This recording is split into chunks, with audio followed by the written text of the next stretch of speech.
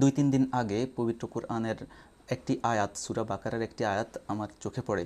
আয়াতটা আমার চোখে পড়ার পর আমি ভাবলাম যে এই আয়াতটা বাস্তব জীবনের সাথে খুবই প্রাসঙ্গিক এবং এটা মানুষের সাথে শেয়ার করা উচিত।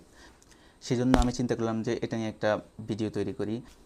এটা সূরা আল বাকারার 216 নম্বর আয়াত। আয়াতটা হচ্ছে এরকম: কুতিবা আলাইকুমুল কিতাল ওয়া হুয়া কুরহুল লাকুম। মানে তোমাদের উপর জিহাদের বিধান দেওয়া হয়েছে বা তোমাদের উপর যুদ্ধের বিধান দেওয়া হয়েছে, কিন্তু তোমরা তা অপছন্দ করো।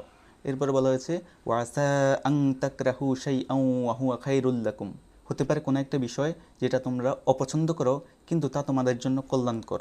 এরপরে এর পরবর্তীতে আবার বলা হয়েছে ওয়াসা আং তুহিব্বু শাইআন ওয়া হুয়া শাররুল লাকুম।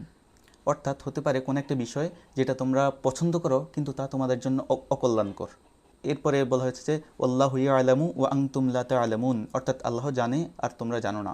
অর্থাৎ মূল এই আয়াতটার সারমর্ম যদি আমি বলতে চাই তাহলে এইভাবে বলা যায় যে বাস্তব জীবনে আমরা কোনো একটা কিছু পাওয়ার জন্য বা কোনো একটা কিছু অর্জন করার জন্য অনেক চেষ্টা করি, অনেক পরিশ্রম করি, বা যত ধরনের উপায় চেষ্টা করা যায় সব ধরনের উপায়েই চেষ্টা করি, কিন্তু দিন শেষে দেখা যায় যে ওই জিনিসটা আমরা পাই না।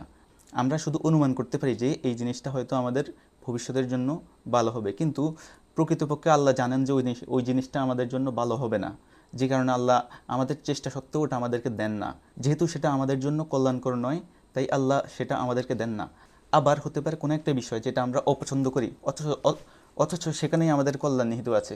অর্থাৎ একজন মানুষ যিনি কোনো একটা বিষয় পছন্দ করেন না, কিন্তু দিন শেষে দেখা যায় যে আল্লাহ তাকে ওই জিনিসটাকে মুখোমুখি করে। কেননা সে তো জানে না তার কল্যাণ কোথায় নিহিত আছে, এবং সেটা তার অপছন্দ হওয়া সত্ত্বেও যেহেতু সেখানেই তার কল্যাণ নিহিত আছে, তাই আল্লাহ তাকে সেই জিনিসটাই দেন। তাই এই বিষয়টা এই আয়াতে আল্লাহ সুন্দরভাবে সুস্পষ্টভাবে তুলে ধরেছেন, এবং আমার মনে হয় যে এটা একজন সাধারণ মানুষ যিনি বাংলা পড়তে জানেন তিনি এই আয়াতের অর্থ পড়লেই সুন্দরভাবে বুঝবেন।